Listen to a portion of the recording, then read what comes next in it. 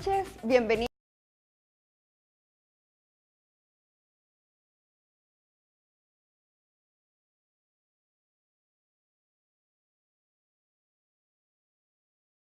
Sí, claro. Bueno, y a todos nos interesa. Y bueno, justamente convocamos para el debate y la charla de esta noche en El Desarrollador a dos economistas muy reconocidos del mercado, uno de ellos un ex viceministro de Economía, para hablar con ellos acerca de qué cosas hay que ver de lo que está sucediendo en la economía y que pueden repercutir en el mercado inmobiliario de la construcción.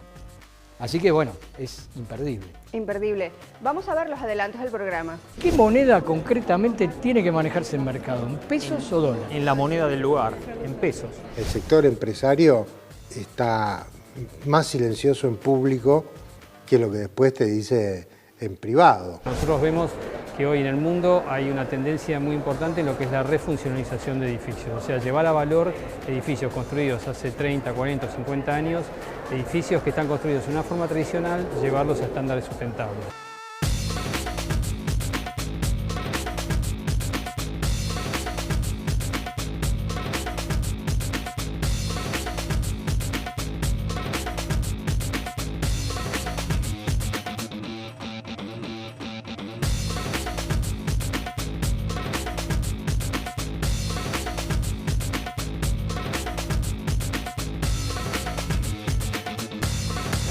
En la charla de esta noche en El Desarrollador vamos a tocar un tema que tiene mucho que ver con la inversión inmobiliaria y que interesa desde luego tanto a constructores como desarrolladores, como inversionistas y desde luego a propietarios también, que tiene que ver con la marcha de la economía y cómo la economía se relaciona con la inversión inmobiliaria en realidad. Y para eso contamos con la presencia de dos economistas, Jorge Todesca y Mariano Lamote.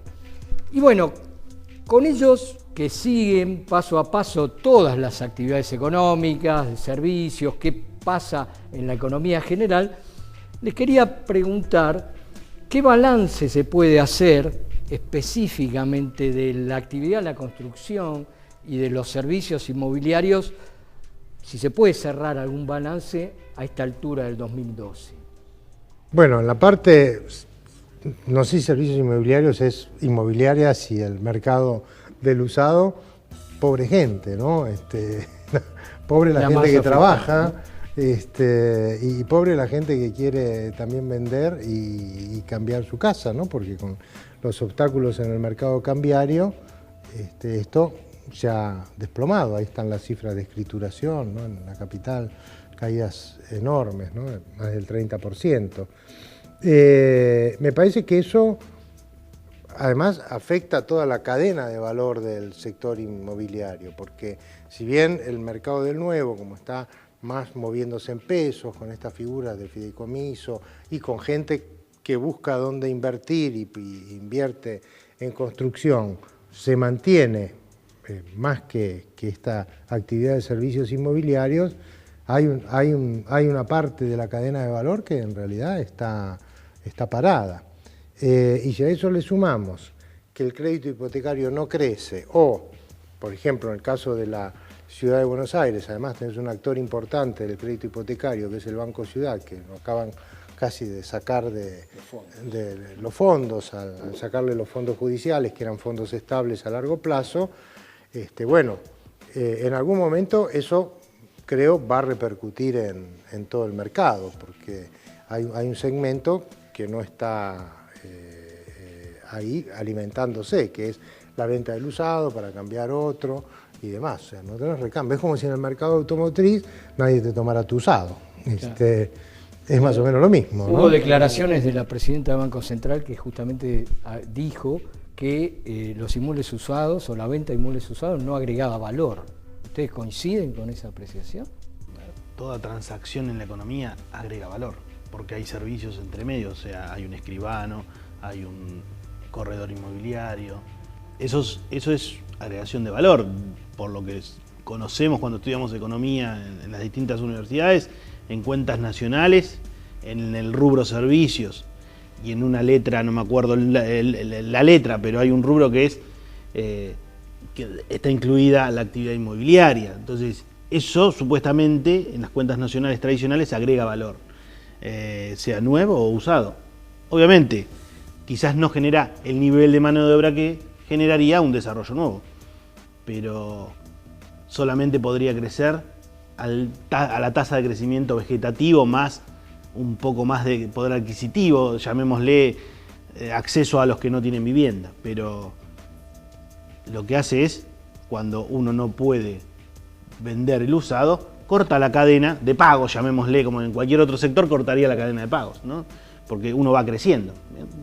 Del usado quizás pasa al nuevo, un usado más pequeño pasa a un nuevo más pequeño y así va creciendo muchas familias, y más aún en una economía donde el crédito hipotecario es tendiente a cero.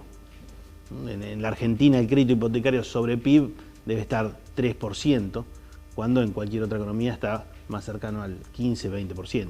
Obviamente, si hablamos de economías desarrolladas es mucho más. Entonces, no agrega valor es relativo, es mirar una parte pensando en la mano de obra que genera la construcción, que es mano de obra intensiva generalmente, pero no se puede negar que es una parte importante la actividad del usado en la cadena de la construcción. Y hablando de la actividad de la construcción, porque siempre se dice que es la madre de todas las industrias, la que genera actividad de múltiples industrias. Esto, ¿cómo es tan así? ¿Cómo lo podemos reflejar? ¿Esto se refleja en cifras concretas? Bueno, sí, la construcción en sí creo que son cerca de 8 puntos del producto, ¿no? Más o menos, sí que 8 puntos del producto es una participación importante. El sector agropecuario deben ser 13 puntos del producto, por ejemplo, más o menos, ¿no? O sea, el producto es el valor de lo que produce la economía en un año, así que la construcción es eso dentro del producto. Los servicios inmobiliarios, que son las inmobiliarias, lo que hablaba Mariano, bueno, no recuerdo cuántos son, pero no llegan ni a un punto del producto. Ahora, como decíamos, son la cadena. Digo, lo mismo podía decir la presidenta del Banco Central de la concesionaria de autos usados.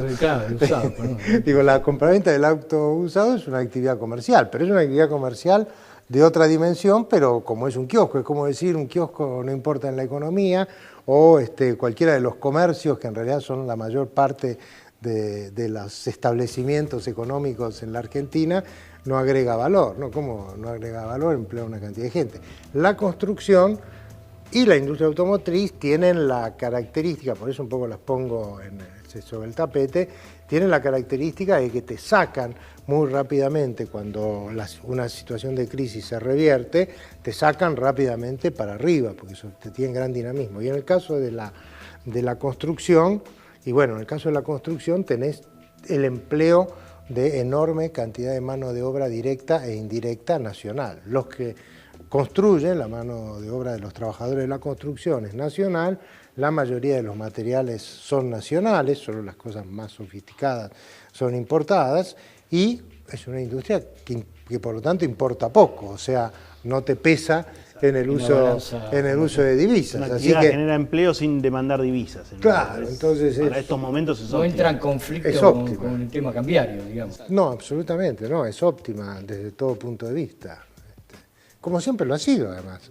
Pero además hay un tema, ¿no? Que es la generación de riqueza. Esto que un poco evocaba Mariano de cuando nos enseñan las cuentas nacionales cómo es toda la economía. El 100% de la economía se integra de un montón de porciones. No todas, y la mayoría no lo son grandes porciones. Entonces, cuando la economía crece, por ejemplo, en los años de buen crecimiento, es porque crecieron todos, no porque crece uno y otro no crece. Así que no hay que despreciar absolutamente nada.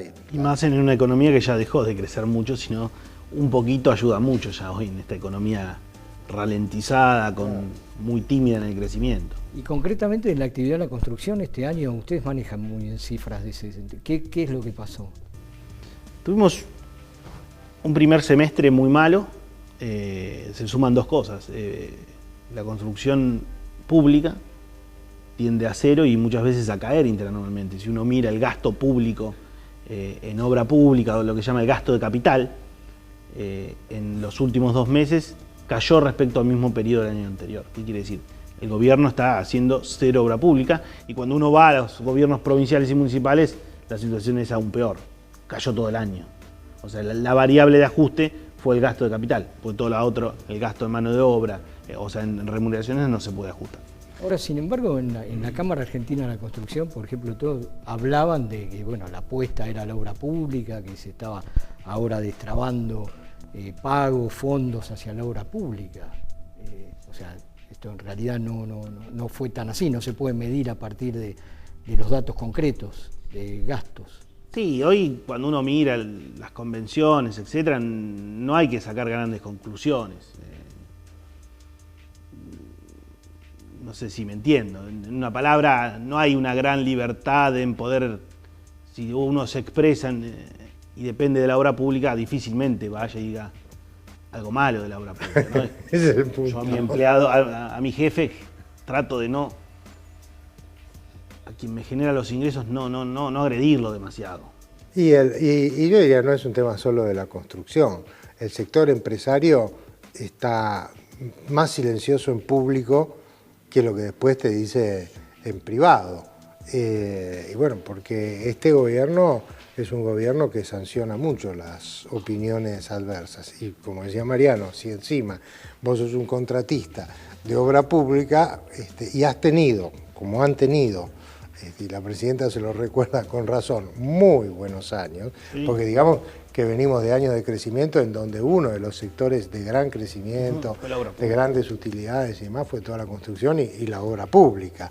Así que también uno diría que es natural que se la aguanten un poco, ¿no? Sí, tienen la esperanza de acá a 2013, claro. Obviamente comienzan periodos donde se van a cambiar la tendencia en el gasto de capital. Obviamente hay que olvidarse de los ritmos de crecimiento del gasto de capital o del gasto en obra pública, se llama, de lo que fue 2011, por ejemplo, previo a las elecciones. O sea, cambió la situación porque cambiaron las holguras de las cuentas públicas nacionales y provinciales. Entonces, ya va a ser todo mucho más apretado y cada vez se depende más de que muchas obras de infraestructura de tamaño importante dependan de un financiamiento internacional, porque ya el financiamiento local hay muchos que lo están buscando, o sea, ya como es todo sobre un ahorro que es limitado, ya ahora están las empresas públicas, los gobiernos provinciales, el gobierno nacional, claramente para la obra pública empieza a quedar en tercer lugar, entonces depende del financiamiento internacional, Banco Mundial, de los organismos multilaterales.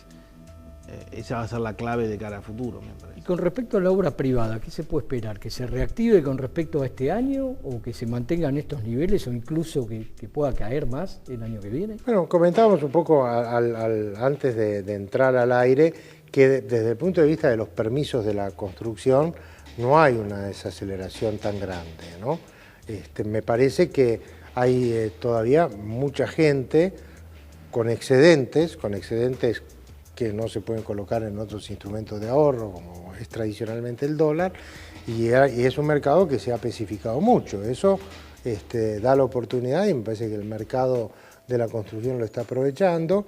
Yo veo, hablando y viendo las conductas, hay una buena capacidad adaptativa a la situación, que tiene que ver con esta cuestión de que todos los insumos son nacionales, porque ahí sí vos finalmente podrías razonar, y razonan los constructores, creo, bueno, si yo le pago a mis trabajadores en pesos, si el cemento se produce nacionalmente es en pesos, los ladrillos, no sé, y puedo vender en pesos si hago un cálculo financiero razonable. Lo mismo, cualquiera de quien nos está viendo, y en especial si nos viera la presidenta, diría, bueno, lo mismo el usado, ¿por qué no lo hacen? Bueno, lo que pasa es que la gente se ha instalado una costumbre que tiene que ver con el temor y la inestabilidad de la moneda, ¿no? Entonces, para que ese mercado se especifique totalmente, lo cual no sería malo para el país, para que ese mercado se especifique tendría que haber las condiciones contrarias a las que hay en este momento, las que hubo varios años atrás, que es antes de que empezara la alta inflación, antes de que hubiera un mercado de cambios paralelo, en fin. Entonces, bueno, lo que decíamos al principio, eso produce una segmentación, ¿no? Ahora, precisamente lo que dijo usted con respecto a pesos, ¿no? Y desarrollos, y que va a haber pesos disponibles en la economía. O sea, gran parte de los desarrolladores inmobiliarios justamente apuestan a esto, a los excedentes de pesos y que esos pesos se van a volcar al mercado inmobiliario o a los nuevos desarrollos. Pero yo pregunto, ¿estos pesos alcanzan para todo? ¿Alcanza para todo lo que está en marcha, para lanzar nuevos proyectos? O sea, ¿cómo se podrían dimensionar o medir si hay manera? Miremos esto. En octubre, en el promedio del 2011 hasta octubre, se compraban, había pesos aproximados por mes que se transformaban en 2.000 millones de dólares en el promedio. Esos hoy quedan los pesos, porque no hay imposibilidad, quedan los pesos que van a plazos fijos. Los plazos fijos crecen al 50%, 59%. Y no hay muchas. Otro va a consumo de bienes durables, alguien cambia el auto y alguno en algún momento va a pensar que el precio que hoy se definió en pesos de los inmuebles parece razonable. Hubo una falta de acostumbramiento a la transacción en pesos, no había definición de precios quizás en la primera parte del año, porque hasta mayo se podía comprar dólares para comprar inmuebles, entonces recién a partir de ahí se prohibió la compra de dólares para inmuebles, entonces es bastante nuevo este mercado en pesos. Hay que dejarlo madurar un poco, pero los pesos hay. O sea, hay muchos pesos en la economía y hay sectores económicos que todavía tienen excedentes. Quizás son menores que hace un año atrás porque la economía crece menos, los costos crecen fuerte y los excedentes de las familias o de las empresas o de los agentes económicos se van achicando, pero siguen estando. Y se podría entonces decir que sería al contrario, o sea, como una oportunidad, porque digamos es como que se eliminó un adversario, el dólar, al no poder acceder. Sí, pero volviendo a lo que dijimos varias veces, la segmentación esta de que el usado no se conecte con el nuevo, finalmente te está quitando potencia de demanda para lo que se construye. O sea, yo digo, uno mira edificios construidos, 11 de la noche, y ves muchas luces apagadas, de muchas unidades que están vacías, ¿no?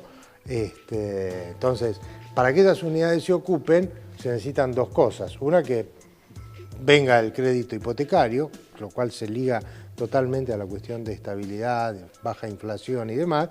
Entonces, con crédito esas luces se van a encender y eso estimula la cadena hacia adelante. Y bueno, y que de alguna manera se resuelva esta cuestión del usado, que ni se vende ni se compra. Y bueno, lo que decíamos antes, si no se vende usado, no puede... Un tema de la competencia con el dólar. Dentro de los bienes durables, los inmuebles no competían contra el dólar, porque uno podía ir a dólar, compraba el dólar y después lo hacía aumentar en valor a partir de la compra de una propiedad. Distinto es un vehículo, un lavarropa, ese sí compite contra el dólar, porque es un bien nominado en pesos. Entonces, el dólar y el inmueble era como un bien complementario, o sea, yo podía dolarizarme comprando el inmueble. Entonces era lo mismo, la toma de decisión de comprar dólares o comprar inmueble era casi paralela, no tan directa, pero era más fácil. O formaba parte de un circuito, o sea, primero se iba al dólar y después al inmueble. Quizás el no poder acceder a dólares quizás está perjudicando, porque quien gana más lugar son los otros bienes durables. Cortamos la charla acá y lo continuamos en el próximo bloque. José Rosados entrevistó al destacado consultor Miguel Pato, quien nos dio un balance de lo que fue el año 2012 en el sector inmobiliario. Veamos la primera parte de la entrevista. ¿Qué moneda concretamente tiene que manejarse el mercado? ¿En pesos o dólares? En la moneda del lugar, en pesos. Y esto no es una cosa que me lo hayas escuchado ahora, me debes haber escuchado siempre.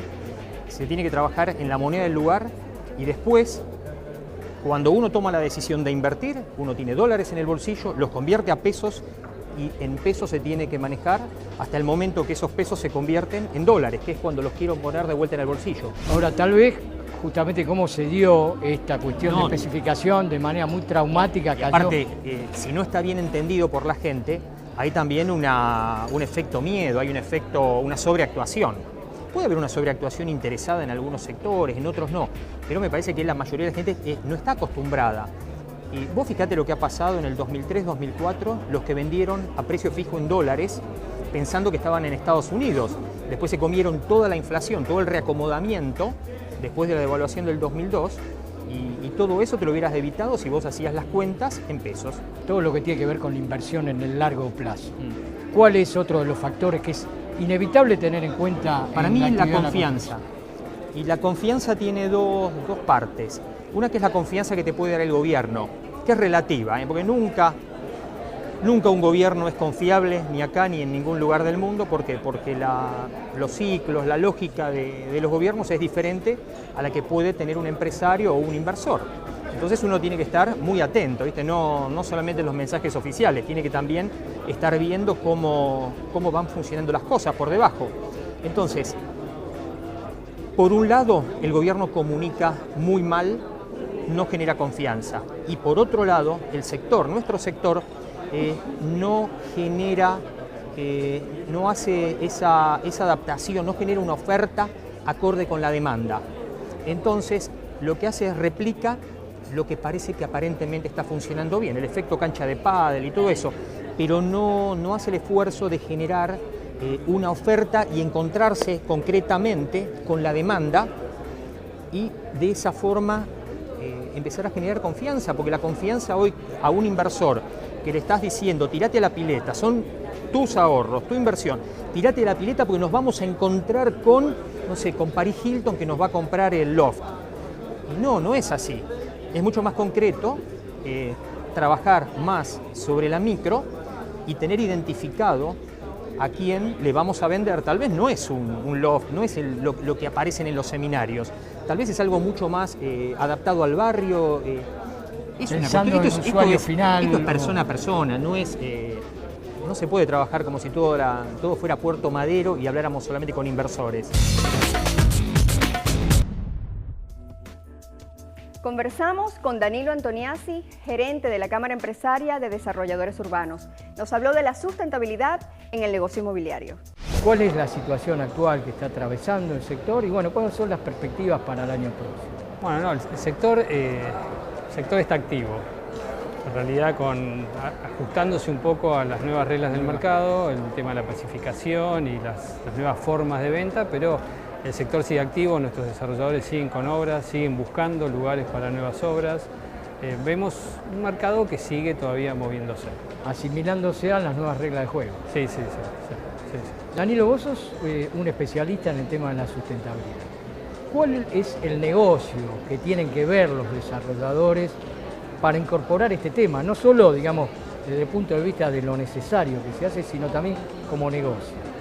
Mira, nosotros acostumbramos a dar charlas sobre este tema y lo que intentamos es que más gente compre o que más gente se haga empático con este tema de la sustentabilidad. Indudablemente hay un tema macro que sería el cambio climático, pero también hay un tema micro que sería de cada país y sus negocios inherentes a la sustentabilidad. Nosotros vemos que hoy en el mundo hay una tendencia muy importante en lo que es la refuncionalización de edificios, o sea, llevar a valor edificios construidos hace 30, 40 o 50 años, edificios que están construidos de una forma tradicional, llevarlos a estándares sustentables, o sea, ahorro de agua, ahorro energético, mejores condiciones de habitabilidad para los empleados, que eso genera una mejor producción, o sea, básicamente dinero, ¿no? Un tema económico. ¿Cuál es la situación actual en general en la Argentina? ¿Está incorporado este tema o cómo lo ves? ¿Estamos recién dando los primeros pasos?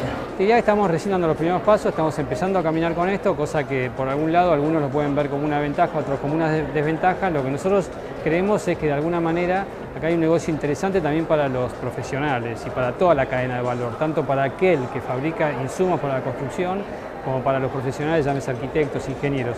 Aquellos que ya empiezan a caminar sobre este tema van a tener ese upside o esa ventaja para cuando vengan los clientes y le consulten, tenés algo o sabés algo del tema de sustentabilidad, ya van a estar un poco en camino sobre este tema, ¿no? El mercado va ganando adeptos y te diría que rápidamente, ¿no? Hoy en la Argentina hay algo así como 45 proyectos registrados y ya 9 proyectos certificados, ¿no? O sea, ha ganado terreno rápidamente y entendemos por las consultas o por lo que uno habla con la gente de la Argentina Green Building Council, que cada vez tiene más consultas y más gente interesada en certificar edificios. Bueno, muchas gracias Danilo y ojalá este tema obviamente rápidamente también se propague porque es para el bien de todos, porque tiene que ver con la sustentabilidad en las ciudades, para que podamos vivir mejor todos, ¿no? Sí, todo se relaciona creo con la calidad de vida. Nosotros en la Ciudad de Buenos Aires tenemos una calidad de vida bastante cuestionable. porque casi todo, digamos, lo que va de la mano de la persona, llámese el agua, es un problema con el agua, es un problema de tratamiento de residuos, es un problema la movilidad de la ciudad, o sea, tenemos que trabajar muy mucho para que esta sea una ciudad un poco más habitable, ¿no?